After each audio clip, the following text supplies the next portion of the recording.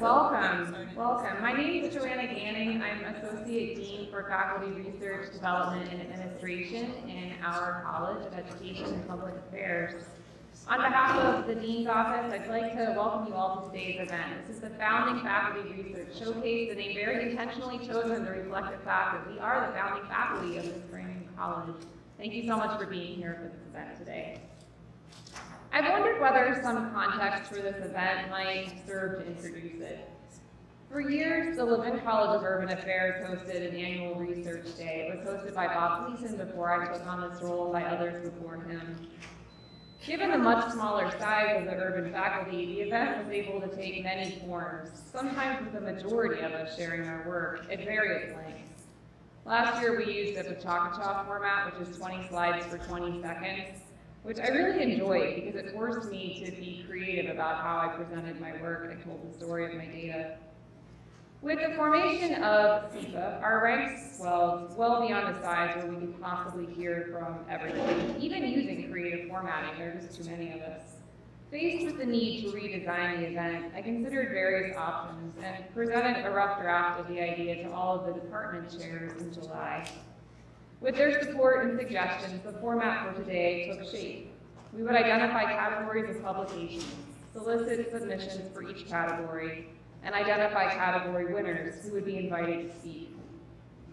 A selection committee chose the category winners, and colleagues, this was no small task. First, we had quite a volume of submissions, and thank you for that. Thank you to everyone who put your work forward for consideration. But second, your work is astonishing. I was blown away by the quality of the work that I read and truly enjoyed all of it. While this is cause for celebration, it made the selection of category winners incredibly difficult. And my sincerest thanks to my colleagues who served with me on that selection committee, who I'd like to recognize. Angeletta, who can't be here due to a family emergency. Linda Francis, here. Frederick Hampton. And Rick Perloff, who had a teaching conflict for this afternoon. It was my pleasure to work with all of you. I'd like also to thank Steve Antal and Kara Copeland for their help in making today possible. Before I introduce our award winners and turn the floor over to them for their presentations, I'm pleased to introduce Dean Roland Anglin, who's providing our opening remarks. Good afternoon, Good Friday. I want to thank Joanna for the hard work that you and your colleagues put into making this event happen. It's truly a labor of love and it's recognized.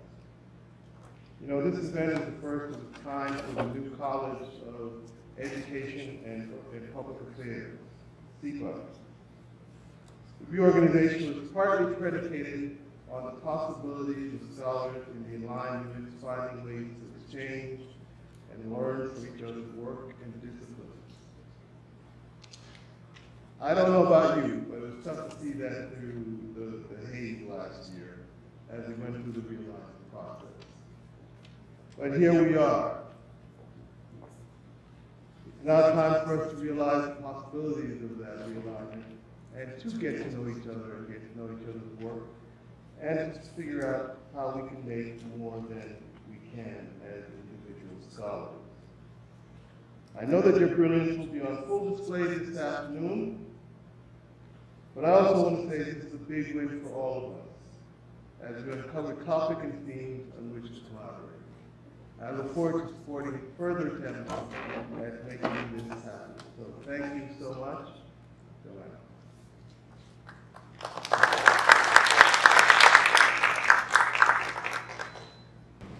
Today we gather to share our current research.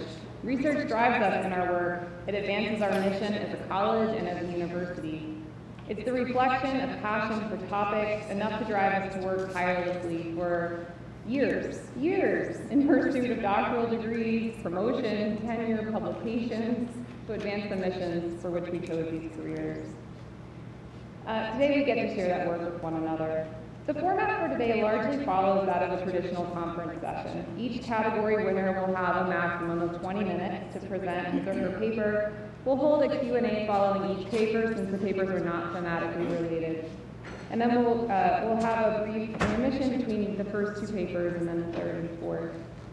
Before turning the floor over to our first speaker, I would like to take a moment to recognize the honorable mentions from today.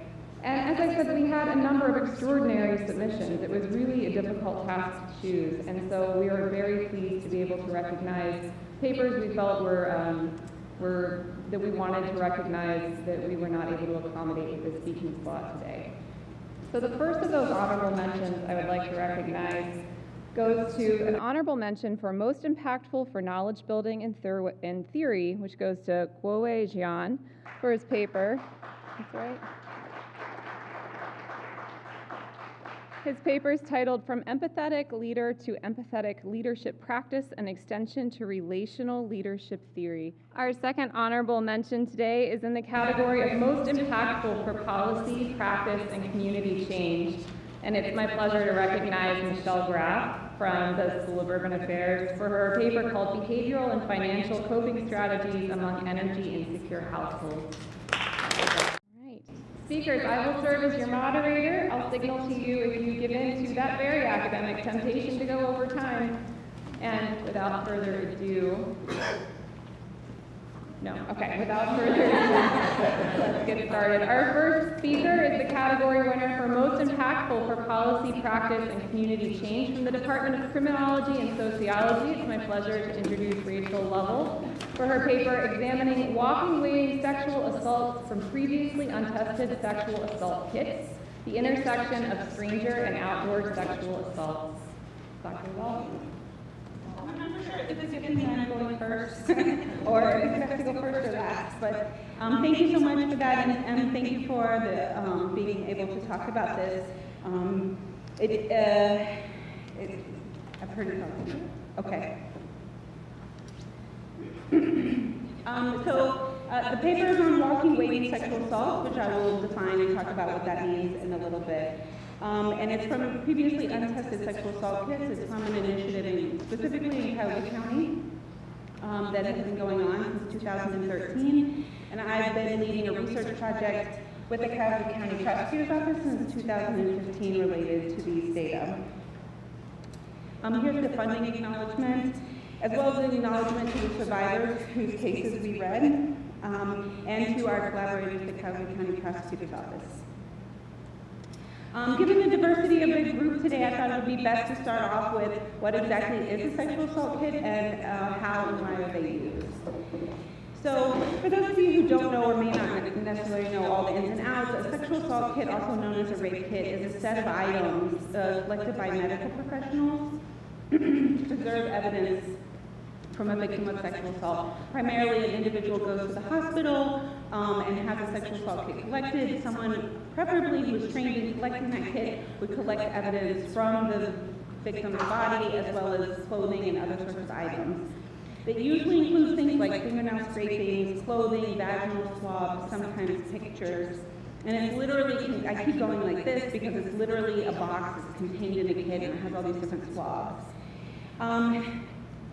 The important part of a kit is that it can contain a definitive and sometimes the only evidence linking an offender to the victim, ideally through DNA. The important thing about DNA is that kits were traditionally only tested for DNA when the perpetrator was a stranger, and so they were trying to identify who the suspect was in that case. And for many different reasons, it's not the topic of this presentation, kits weren't tested, and there was an accumulation nationwide of hundreds of thousands of untested sexual assault kits. Cleveland, primarily Cleveland, but Cuyahoga County had about 7,000 untested rape kits from 1993 through the end of 2013 that they've been going through. They're going through more now, and Cleveland PD are working through cases that started in the 80s and they're like in the 70s. Some even in the 70s on these untested kits. All in all, there's about 10,000 in our community that were not tested. But DNA can do so much more than just solve and identify a suspect. It can connect individuals to unsolved or previously unsolved crimes. It can connect hits with each other so you can be able to see the full offending pattern. It can identify confirm the identities of known assailants. It can be used as corroborating evidence, oftentimes in the case of victims, so it corroborates the victim's account of what happened. It can exonerate innocent suspects. And it also populates the federal DNA database, which is called CODIS, or the Combined DNA Index System. So we now know that we were short-sighted in being able to only test kids under the circumstances of a stranger. Here we can see there's many more uses and reasons why you would want to test a kid. But to really be able to show and contextualize how this study that I'm talking about today relates to what we didn't know before, first I have to talk about why rape kit data give us a different picture than what we've seen before. And it's really transforming the way that we think about rape, about the rapist, and how often they sexually assault. First thing you have to know is about, and especially for those not in criminology, the massive attrition that occurs within sexual assault in the criminal justice system. So rape is the most underreported violent crime in the United States. Out of about every 1,000 rapes, about 300 are reported. About 50 of those 1,000 suspects end up being arrested, and about 25 offenders end up being incarcerated. So out of about 975 we didn't know about, and what we primarily know about in our literature are the 25 people who were incarcerated, because that becomes an official record that we can then study. The rape kit data give us a different picture because it's much earlier in the process. So when we think about the generalization here, all sexual assaults are the larger circle, and we know something about that, but most of what we know is about the reported sexual assaults, that second circle. So in terms of generalizability, the data here that I'm talking about is related to kids, but we often don't know a lot about all sexual assaults. We know more about reported sexual assaults. And then not all sexual assaults have a kit connected to them. We have data and have published data on Cleveland specifically, and about 50% of all reported rapes have a kit connected to them. Our data is that inner circle, that's the one that we've sampled from that larger initiative in Cleveland, the 7,000 kits. What's different about these data is that it's at the time when the victim reported, not at conviction. So you can see what we're really knowing more about is the 300, not the 25. So we have a much better picture of offending behavior because we're talking about those that are at the top of the pyramid, not at the bottom of the pyramid. Because of the initiative, we have a large number of sexual assault kits that were tested, about 7,000 at one time, which gave us as researchers the opportunity to sample a very large number of those and money to code those and be able to analyze them. So we have just the opportunity of having just a large initiative happening. It wouldn't have happened over 20 or 30 years, we just wouldn't have done that. And then with the addition of both DNA investigations and prosecutions and criminal histories, we can see that these serial offenders or these offenders are raping in much higher numbers and much more often than we ever thought possible. Upwards of 40 to 50% are confirmed to be serial sex offenders in our data. So our sample data, because we're researchers, we want to know very specific information about what data are being sampled. Our sample, this study is based on the 1,132 sexual assaults with previously untested sexual assault kits. We've now coded about 500 more, so we have the largest database on sexual assault kits in the United States that has the level of detail that we do from this. It's almost all the kits that were collected in the county and primarily Cleveland PD, because prior to the mid to late 2000s, kits weren't really tested contemporaneously to the sexual assault. So basically, we have everything that was collected. 96% of our data are from Cleveland PD specifically. Here's the general time frame. We have some before and after those. Our data are disproportionately strangers because individuals who are raped by strangers are more likely to get a kit, and therefore we're more likely to see serial sex offenders in our data. It includes cases that were previously adjudicated at the time and not previously adjudicated at the time. Not previously adjudicated meaning the suspect was found guilty or found not guilty or somehow went to prison or somehow was criminally adjudicated for the case. They just didn't test the kit associated with that at the time. Now they've all been tested. To look and to contextualize here, this would be my lit review section. Traditionally, we've only really thought about sexual assaults in terms of stranger sexual assaults or outdoor sexual assaults. We've never really thought about how those two intersect. because you're not taking it, one is talking about a relationship and one is talking about where it occurred. Those are not necessarily the same thing. And so here we intersect and define this built environment into the context of how a sexual assault occurred by looking at, and we define walking waiting as a victim was approached outdoors, they were sexually assaulted by a stranger or near stranger. In a few cases, they actually happenstance knew who it was, but the relationship wasn't the reason why they were approached. And they didn't consensually leave the scene with the suspect. So in other words, these are the stranger from the bushes types of rapes that we were always told that doesn't happen very often. And what I'll show you today is in communities like ours, actually it happens a lot more than people think, and in particular for certain individuals, primarily African American women. The theoretical framework used in the paper is routine activities theory, which is a very common theory in victimology. And it basically, it gets its name from saying that as people go about their routine activities, they're more likely to be victimized under 3 conditions. You have a motivated offender, you have someone deemed as a suitable target by that motivated offender, and a lack of capable guardianship by which to prevent. We use these 3 things for our 3 research questions, which you will see in a little bit, as a framework for our 3 questions.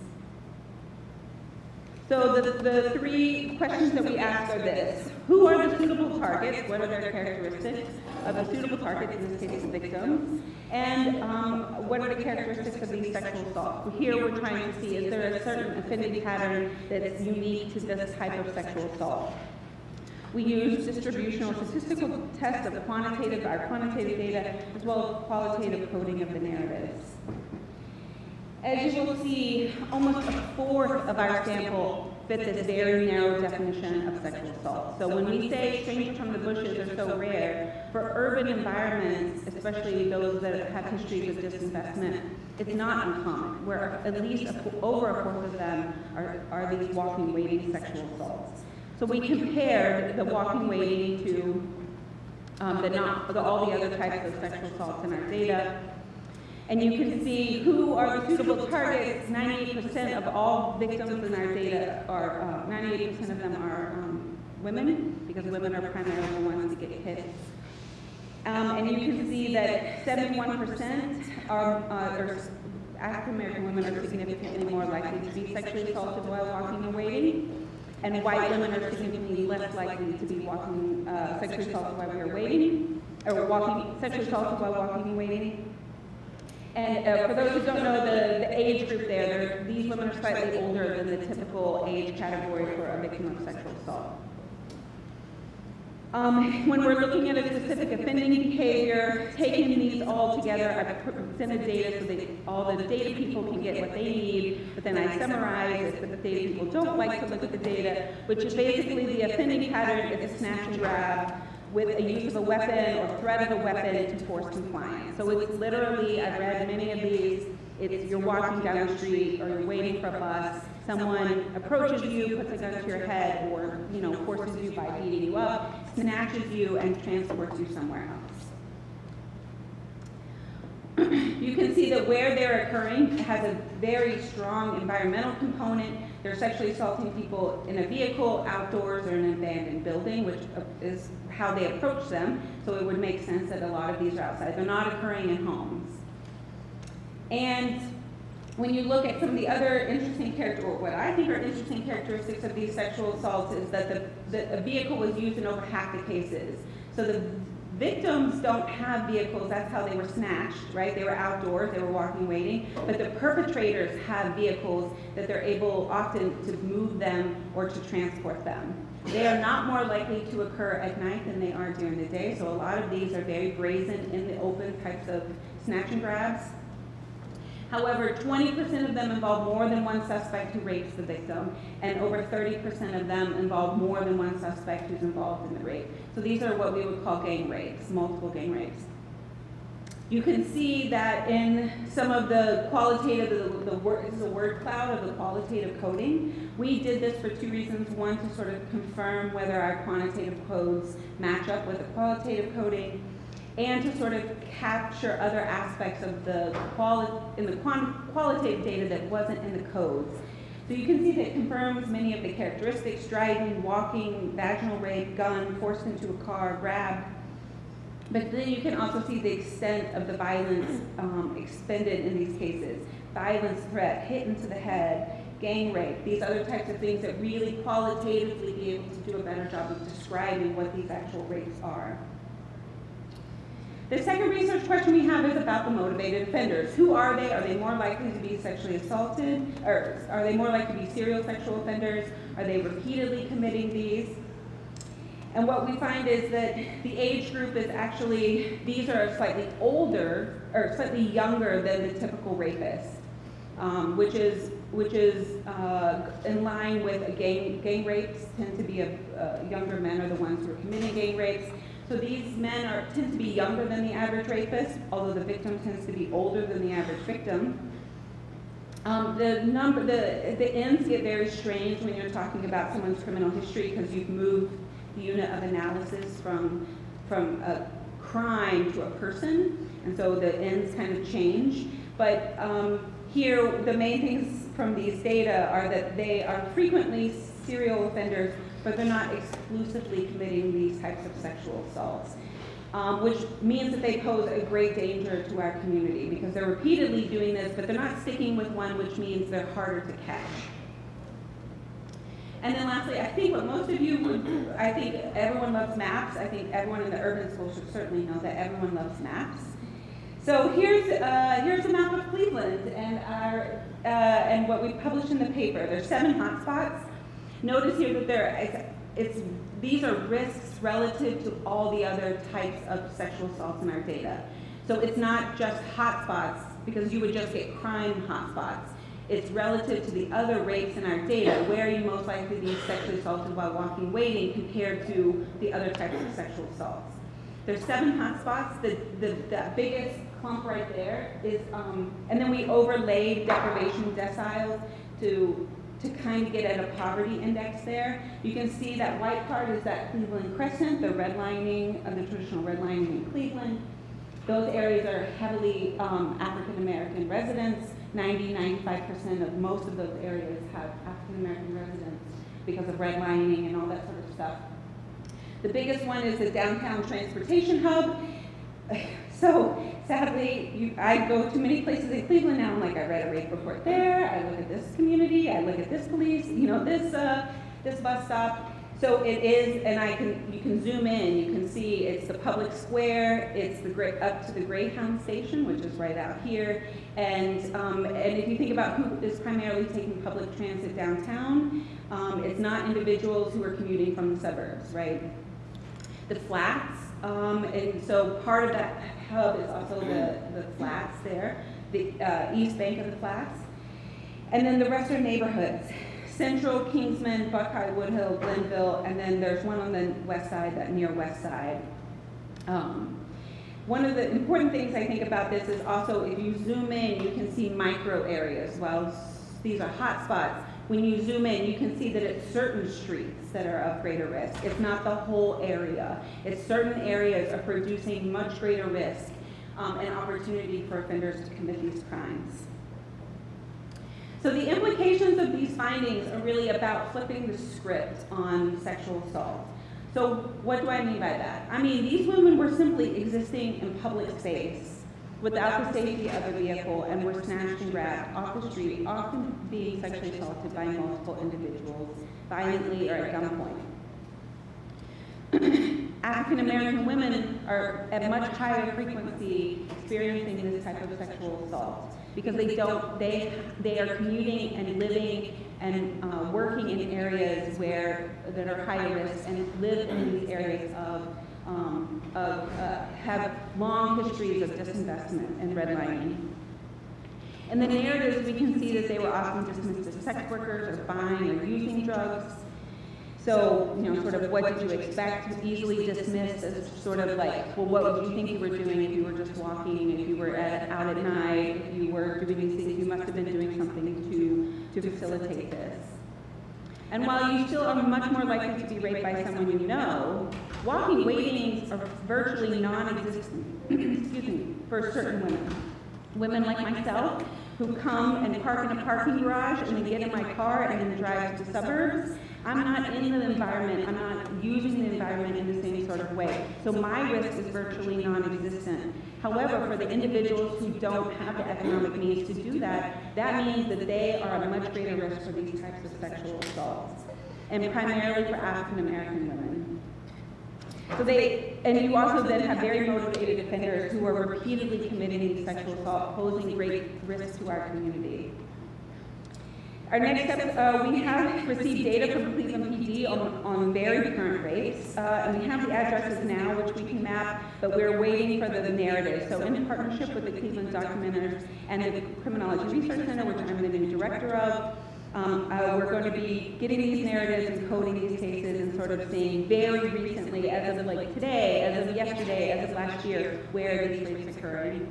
We're going to be exploring those micro areas and really trying to figure out what it is about the built environment that's producing greater risk. For example, the Flats is different from downtown, which is different from Kingsman. So what can we do and know about these different environments?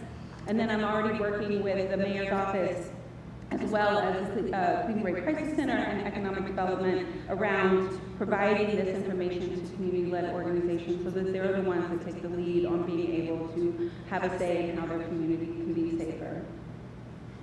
Here's my email address if anyone has any questions. And maybe I shouldn't have gone first because I think I may have brought down the room.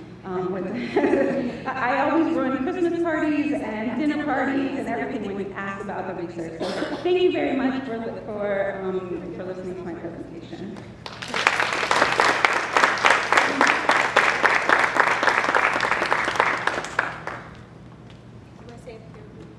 Oh, and yes, and then before we do Q&A, I want to give her her certificate.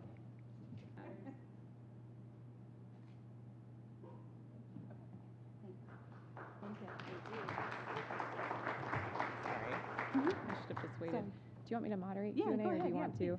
So we have about 10 minutes, max of 10 minutes for Q&A, and we can just open the floor for that. Fred.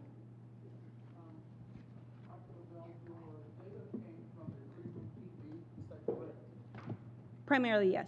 Okay, so you mentioned initially when you looked at percentages or count per 1,000, you said of the 300 reported, which would mean that 700 are unreported. How do you get to, how do you know, what confidence do you have in numbers that are unreported?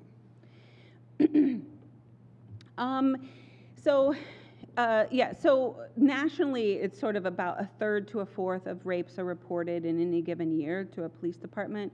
In terms of the unreported ones, we have very little confidence. I mean, we have victimization surveys in criminology where we know about victimization without those being reported. But these data would only be applicable to rapes where they reported and they got a sexual assault kit collected, which is a better picture than what we know, but it isn't a perfect picture, and it isn't generalizable to all rapes.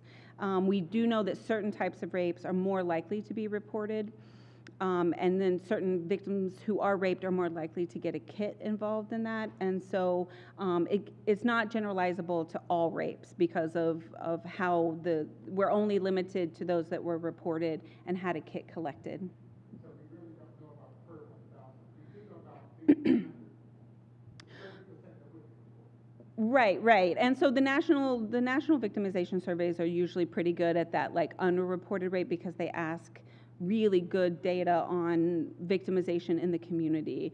But in these data and these findings, I think it's not generalizable. Is that good? Yeah.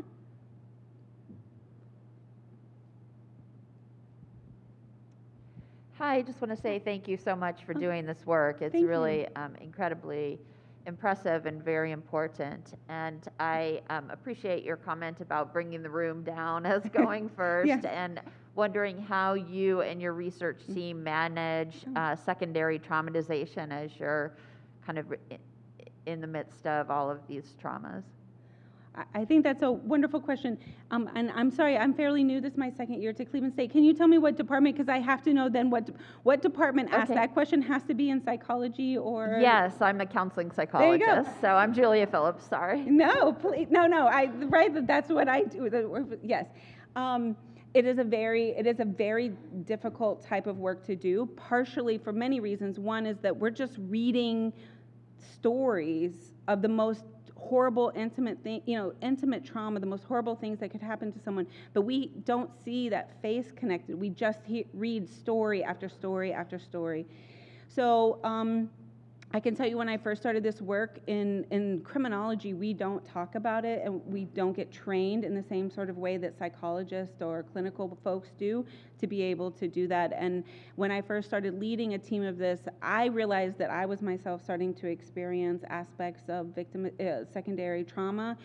I started asking my team, and they were like, yeah, this and this and this. And so we go through now this whole series of things where we do debriefs, we got training, we got all kinds of support, and then I've been working a lot with with the ASC, the Association for ASC, the American Society of Criminology, our main criminology one. I blanked on it. I was like, to be able to talk more about this, because I don't think criminologists talk enough about how all the crime that we digest. But I think one of the benefits is that I get to talk to individuals about this, and while I saw your faces, and it certainly brings down a room, I think it's really important to elevate these victim stories, because these are the stories whose kits got shelved. Nobody bothered testing it, and no one bothered to do anything for it. So I think there's also on the flip side of that is like, but we want to do something with it now to make better. So it is certainly difficult work to do. And it's hard to lead a team sometimes doing this work, and it's hard to subject individuals to that. But I can also tell you in my classes, it's the first thing I talk about. We do ACE, I show them about the ACE, the adverse childhood experiences. We talk about secondary trauma. We talk about how law enforcement has secondary trauma, how nurses have secondary, how every person who touches this it affects them. And if it doesn't affect you, that means you need to leave the work, right? So I think that it's actually a very good question as part of this. So thank you for that.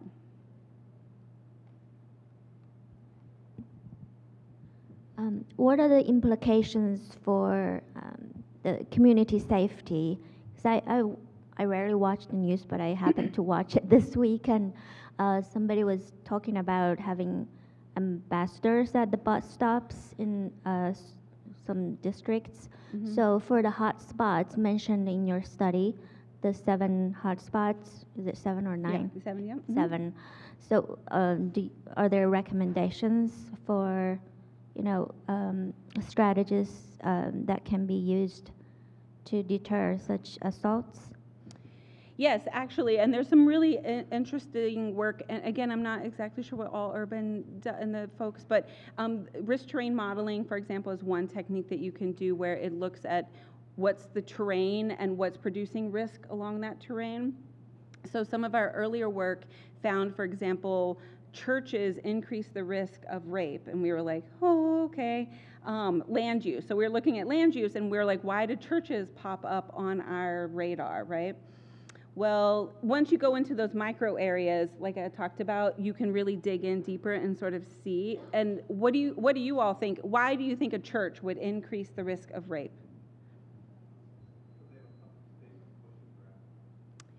Yes, because it's an open parking lot, right? Like they're not raped in the church, they're raped, or they're transported to the parking lot. And for many communities, and it's not in service, they're just open spaces that's more public that people could use and know about. And in certain communities, there's more churches than there are other things, right? There's a greater percentage of churches in certain communities.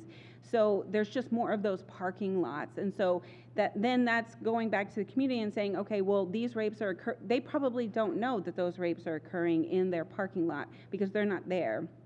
So it's about, finding those areas that are producing it, the factors that are producing it, and then working with churches or working with other individuals and community organizations to sort of say, hey, maybe you want to put up a camera in that parking lot or have some different kind of surveillance or different lighting. There's a technique called crime prevention through environmental design, which is primarily used for theft, but it can be used for rape, about what can we do to make the environment harder for an individual to commit that crime. And so I think things like the church parking lots and things like that is one really, interesting thing that we weren't expecting, but yet I think a very easy thing to kind of change and do when working in the community.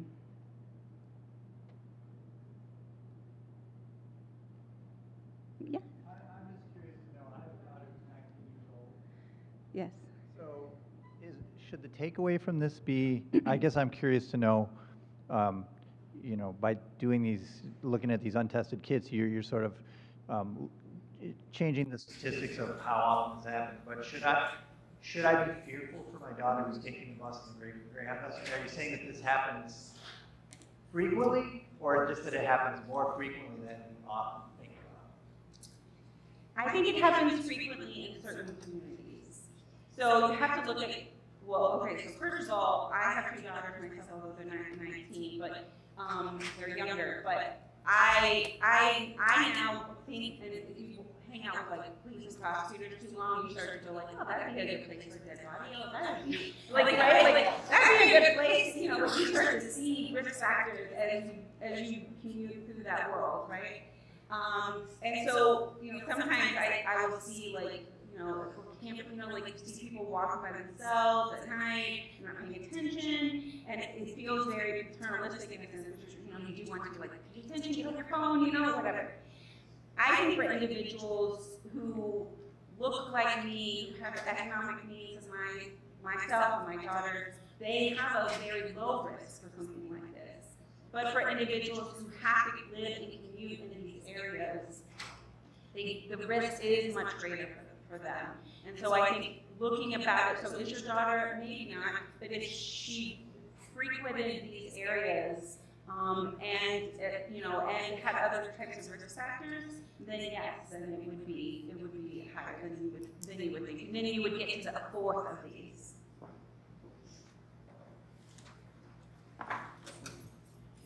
Hi, Meg Rubido from Urban Studies. Yes. Curious if, especially about this idea that African American women were more likely to be victims of this type of assault, of this type of walking and waiting, right? And it struck me that not only are they, so it's not just that they're more likely to be victimized based on your data, right? It's also more likely that their kits weren't tested. And so I'm really curious with your data, maybe not just the data on walking and waiting, but the larger data, can speak to inequities in kit testing. Mm-hmm. Yeah, so we do have data on disproportionality. So African American women are more likely to be sexually assaulted, and they're more likely to have kits that weren't tested. And so you get this compounding disproportionality and sort of, I want a stronger word than because that's just a stats term, but like disadvantage as you go through this, and especially if you have individuals who have drug and alcohol addiction issues, who other sorts of things where they have to live and work in these communities. But African American women are disproportionately represented in our data compared to the population of Cleveland as a whole. So our data has about 66% are African American women, and Cleveland is about 50% of Cleveland is African American women, or about 50% of African American. So you do see a disproportionality there. The perpetrators are also disproportionately African American as well, for the same reasons that most rapes are intra-racial instead of interracial. So they are coming from these communities as well. Yeah.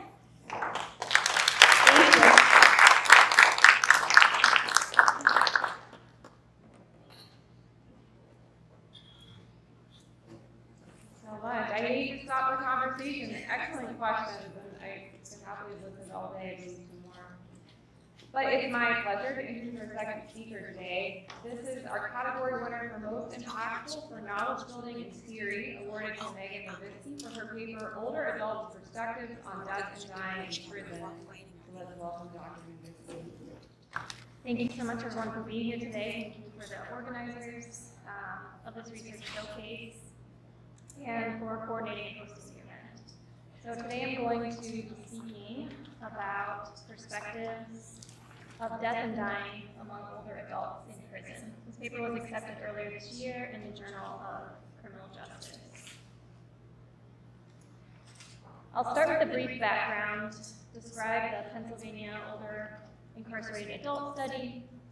I'll present the findings and end with a few suggestions for policy.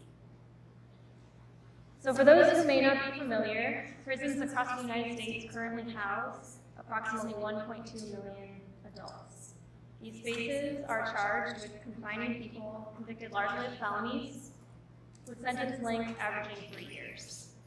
Another 549,000 adults are confined in local jails.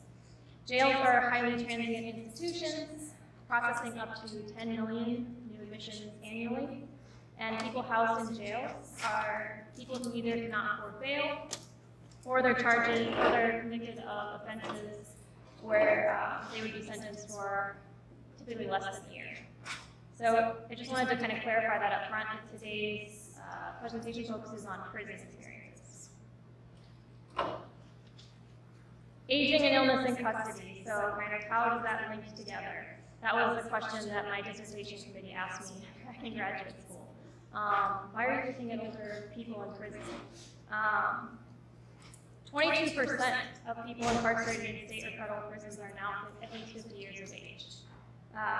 That's roughly 1 in 5 people who are older, and we use the cutoff score of 50 to define older adults in incarcerated institutions because they tend to age physiologically quicker than their non-incarcerated peers.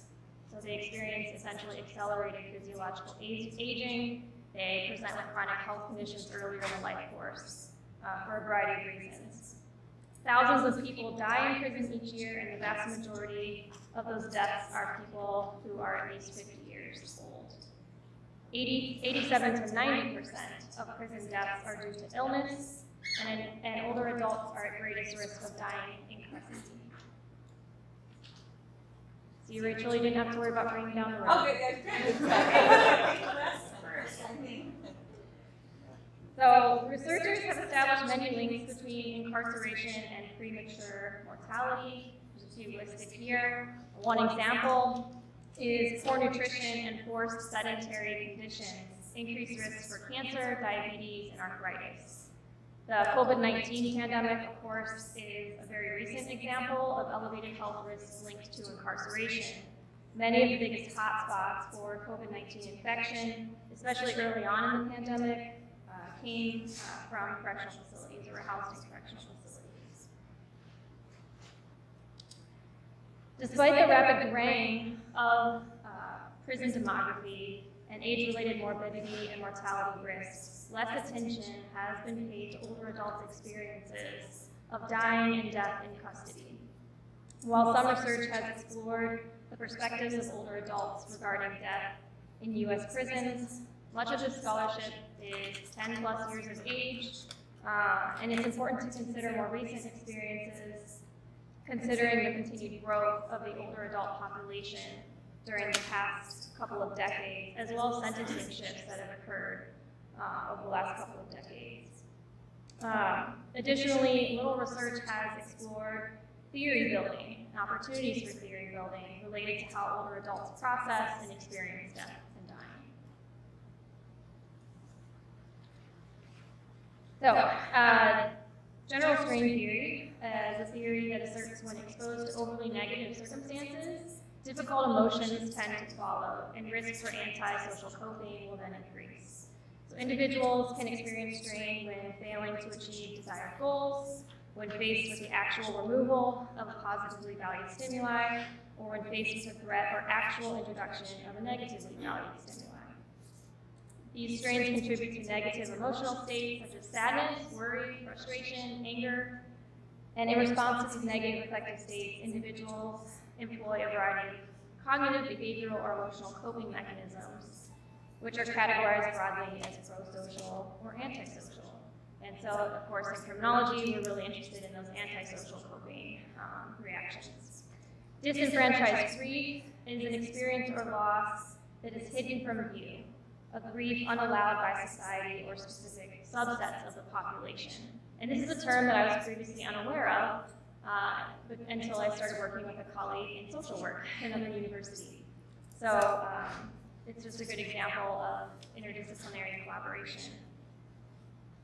Okay, so to describe the current study, the Pennsylvania older incarcerated adult study was put together and involved 13 months of field work visiting prisons in Pennsylvania by myself.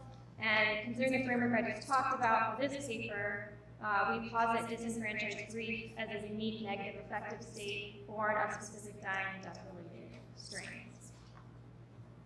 As far as the method is concerned, face-to-face, in-depth interviews with 193 older incarcerated men were completed to form the data for this research. Interviews were completed at 3 different prisons in Pennsylvania. I'm happy to discuss the methods further if anyone's interested. I'm trying to kind of keep this a little bit short so I can really get into the data and give you examples of the excerpts. So interviews were an average of 54 minutes long, and I will point out that I stratified the research sites by security level. So I did visit a minimum security institution, a medium security, as well as a supermax. Qualitative data were typed in Microsoft Word, analyzed using in vivo, and the inquiry went through multiple stages, starting with open coding, refined coding, and selective coding. So the inquiry was first very broadly explored with categories narrowed over multiple stages from there. Sample characteristics, to give you a brief overview, the mean age was 58.4 years. So to be included in the study, participants had to be at least 50 years of age and incarcerated in one of the 3 prisons that I visited. 61% of the sample was white, 39% of the sample being black. And they had an average of 3.7 chronic health conditions apiece. And about a third of the sample was serving a sentence of life, and in Pennsylvania, that sentence of life actually meant that they would die in prison. It wasn't a parolable sentence. Okay. So before I get into the findings, I just want to warn everyone that some of the data are graphic. Respondent accounts discuss experiences witnessing death and fearing death. So if anyone would prefer to run and take a bathroom break or look away from some of these slides, I would completely understand. Just wanted to give you a heads up. Regarding the results, thoughts and feelings about death and dying were raised often by respondents, meaning that observations of death and dying were normative among the sample. So respondents' narratives about death and dying are organized into 2 areas. First, respondents provided accounts of other incarcerated persons dying and deaths, which we term secondary accounts of death and dying. All respondents referenced at least one experience with death or dying during their current term of imprisonment, and accounts were most often framed with reference to health conditions and failures of the prison healthcare system. So this makes sense given that the majority of deaths occurring in these facilities are medical related. Respondents' descriptions often refer to specific details, such as the coloring of the deceased body, who was there, the location of the death. Many describe situations requiring emergency services, such as a heart attack, yet they were prohibited from intervening due to their carceral status, so they wanted to intervene, but were told by staff they could not. Witnesses essentially felt powerless, forced to wait and watch, as help was often located across the facility. In this way, the inability to intervene reflects the removal of a positive stimulus, which would be caring for another person. The overarching theme during the report of such instances was inaction, which respondents generally felt added another layer of trauma to their experiences. Participants also felt such directives really kind of symbolized or marked their inhuman status, or their status as being less than a person. Okay, in contrast, personal or direct accounts about death and dying were also shared. We define primary accounts of death and dying as thoughts and feelings about one's own potential death and post-demise based on respondents' direct experiences in prison. So 3 thematic areas emerged here. The first being fears of dying while incarcerated.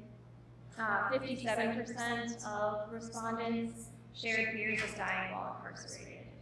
And in general, their feelings reflected a belief that dying in prison would be the absolute worst case scenario, or the worst place to die. So we had respondents saying, you know, I'm not afraid of dying, I'm just afraid of dying in here. Things like that. 61% of respondents expressed fears of dying that stem from their distrust in the prison healthcare system. So negative perceptions about prison healthcare system were based largely on negative interactions respondents had with prison staff. This included not only medical staff, but also security staff. And beliefs respondents had about these staff being untrustworthy. Respondents provided examples of excessive treatment delays, inaccurate diagnoses, and otherwise dehumanizing behavior. Many plainly explained that they did not anticipate surviving if their health declined or if they experienced a medical emergency. Across the sample, people basically believed if I have a heart attack, like that's it, I don't have any hope that someone's going to help me. So overall, people in the sample expressed fears of dying in prison due to medical failure. They believed they would either die prematurely or suffer unnecessarily as a result of staff apathy. People in the sample also thought carefully enough about their fears of dying in prison that they actively reflected upon their potential post-death experiences. 28% of the sample expressed fears about what would happen to them if they ended up dying in custody. Related to their distrust in prison staff, some expressed fears their bodies would be disrespected, degraded, or even mutilated post-death. Others believed their property, including books, family heirlooms, like wedding bands, would be stolen by staff upon their deaths. It's interesting that it's staff that's referenced often related to these fears, not other incarcerated individuals, but the staff. And some respondents even visualized themselves dying in handcuffs. To these individuals, death with dignity requires physically leaving the prison, even if that meant leaving the prison after they died. It was very important to them that they wanted to be able to leave the prison and receive off-site services that reflect their spiritual or religious beliefs.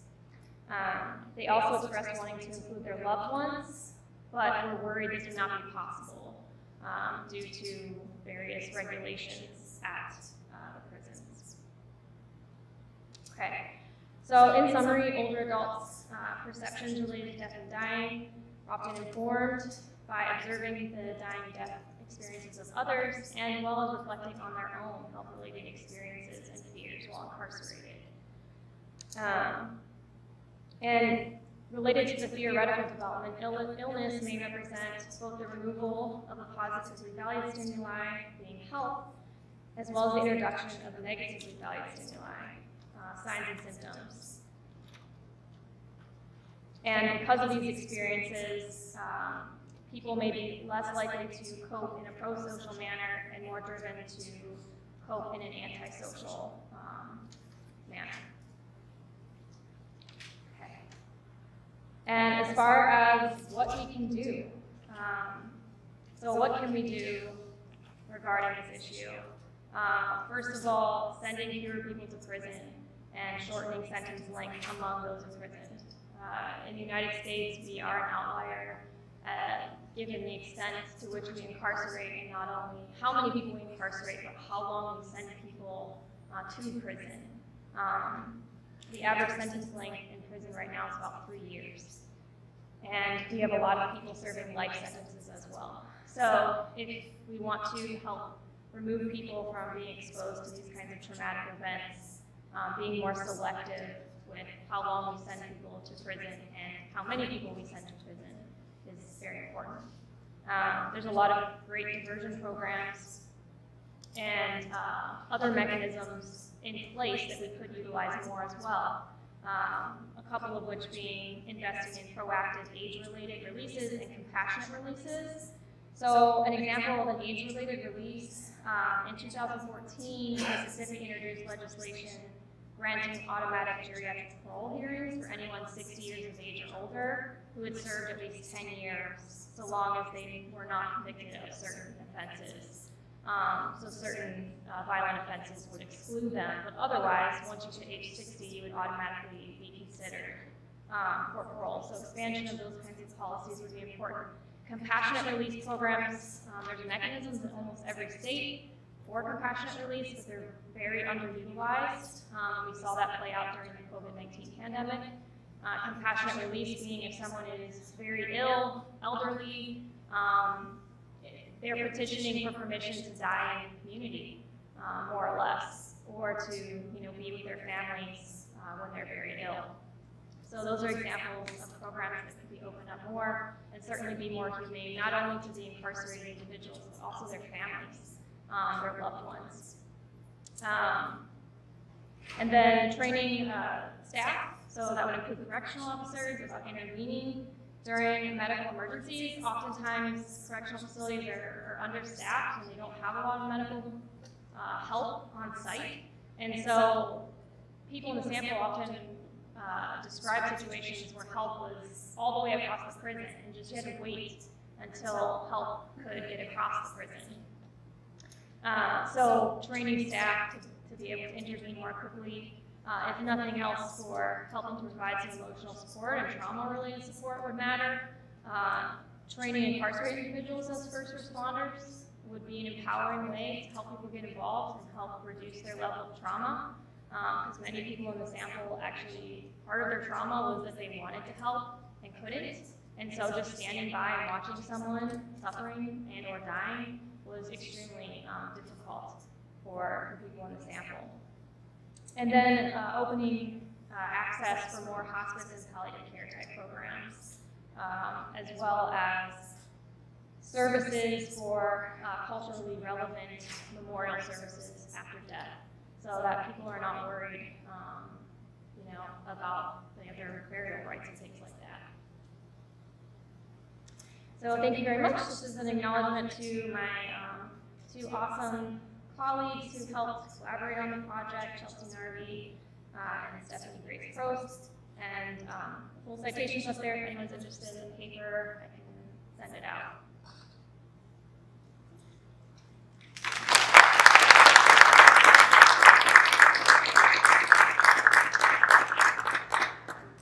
Mirrored life at the time.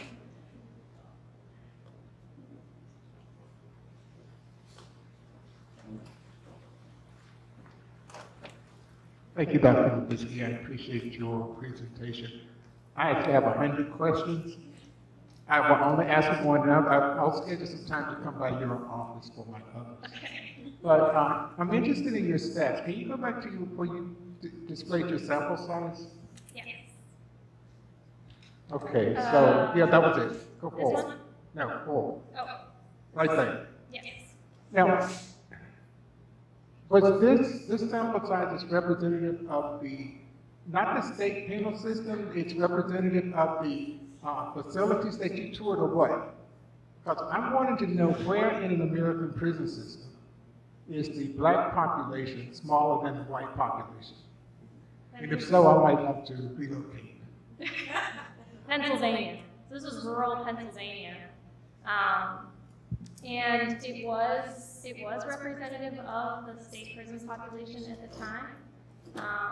But what was not represented was Hispanic individuals. That was the thing that stood out the most about the sample, is the lack of representation, in particular, of Hispanic individuals. I will come back and And this isn't trying to be a representative sample either, since this is, a qualitative study. And I wasn't trying to map on to like broader statistics. So that 61% to 39% has nothing to do with the overall prison population. Is that what you're telling me for Pennsylvania? Because if so, then it's going to be way out of line with the penal numbers throughout the rest of America.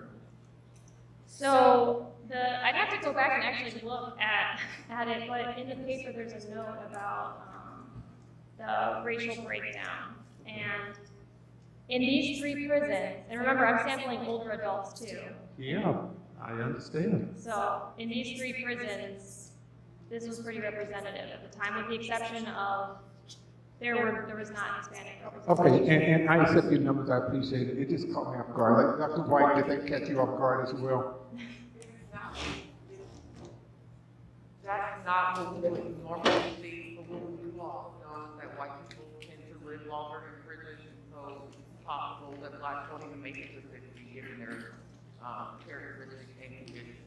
And so in a rural area, which again, a lot of prisons in America are in rural areas, and they still have higher populations of blacks. So it is not what we typically expect, but I do think with the place and space, it's not that surprising.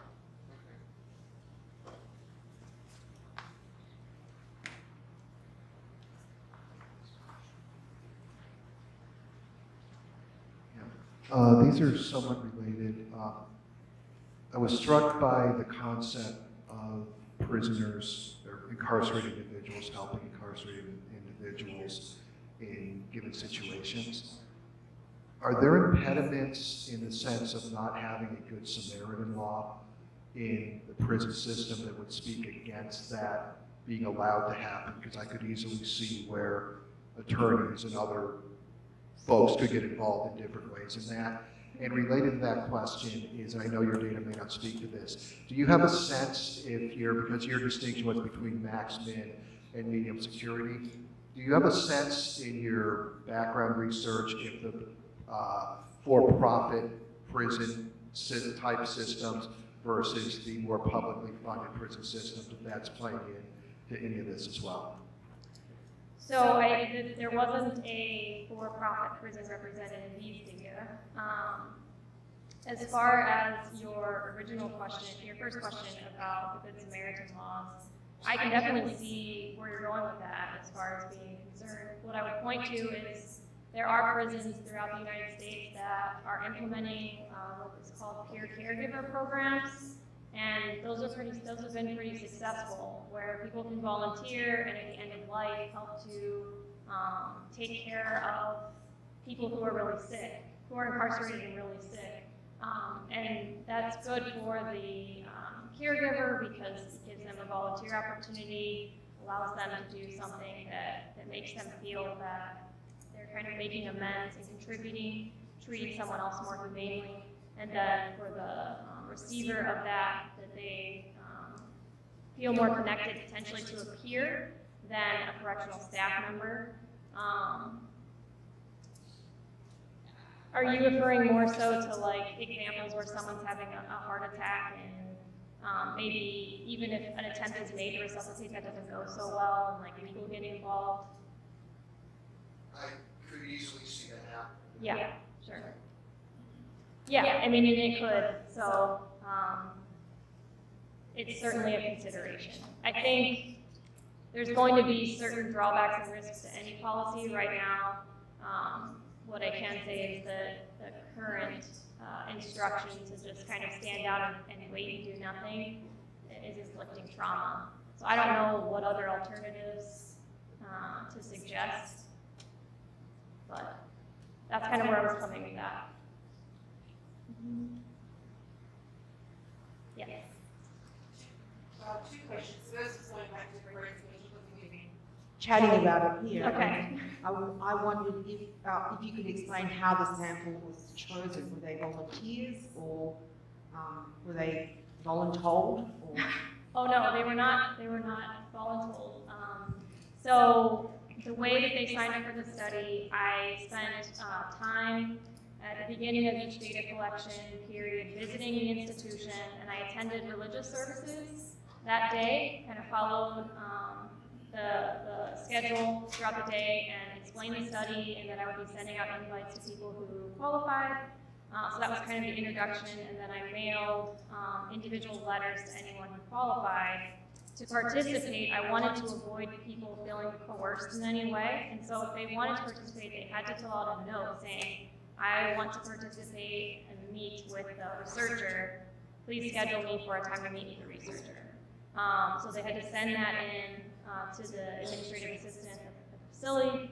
I then met with those individuals and went through the informed consent process. So that's how they were sampled. Does that answer your question? Okay. And the second question is, as a qualitative researcher, how on earth did you manage all of that data? That's just unbelievable, incredibly unbelievable number of interviews, 1 hour interviews. I can't wrap my head around it. Thank you. I didn't do much else that 13 months. Driving back and forth to Pennsylvania. I'm still working on additional papers. So if anyone's interested in collaborating, there's still a lot of data left. Yeah. I teach an advanced qual class, so maybe we should talk. Sure.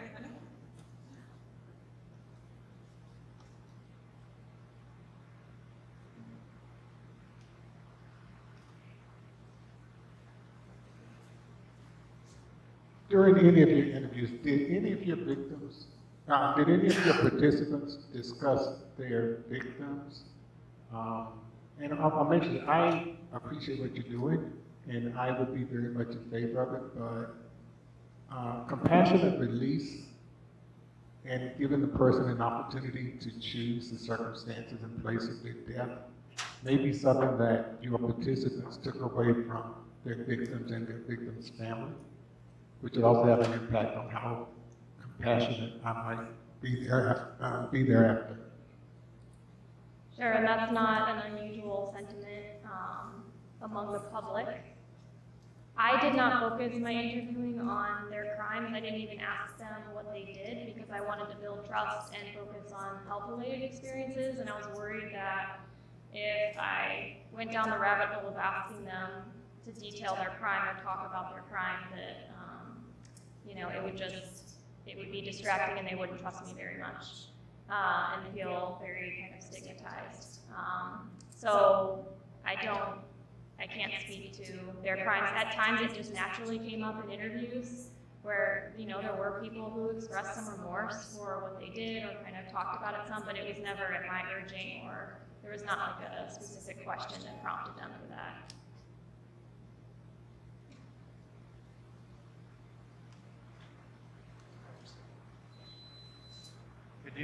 This issue of the kind of the apparently lax approach of the staff to urgent medical care, did you or your participants give you any sense about whether that was a result of, whether they interpreted it as a result of a lax attitude, or were there also resource issues in terms of faculty or staff ratios and funding of the prisons to allow for adequate kinds of response times? That's a good question. So I'll say during the time I spent in the field, I also spent by default a lot of time with staff. And at first the staff didn't really trust me very well. And what I learned was if I talked to them about football, they were suddenly willing to talk to me and say whatever they felt. And they often made very degrading, dehumanizing statements to me specifically. They talked about policies at the prison.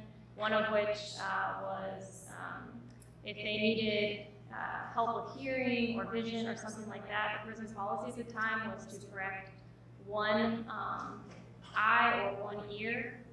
The belief was that they only needed one to function, and they had to prioritize resources. And there was a lot of staff turnover going on constantly in the medical department, and just the general understaffing where it would make sense that resources were impacting response time. But in fairness to staff, I think there were some assumptions and generalizations about all staff and no staff caring about the incarcerated population as well. One of the suggestions I have for further research is to do interviews with correctional staff and kind of, see where they're coming from with their experiences too. Okay.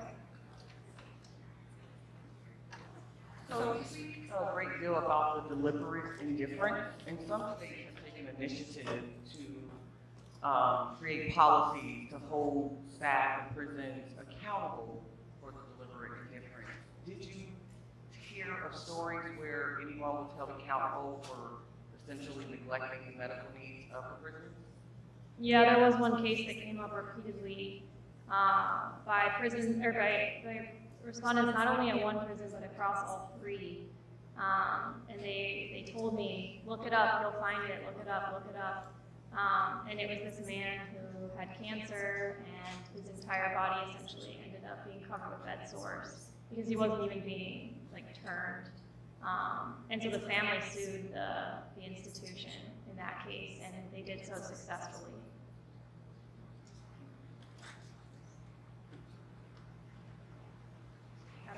Yep. Excellent. We have a few minutes now to get up, stretch our legs, grab some more snacks from over there, get some water, coffee, and I encourage you to continue your Q&A with the presenters.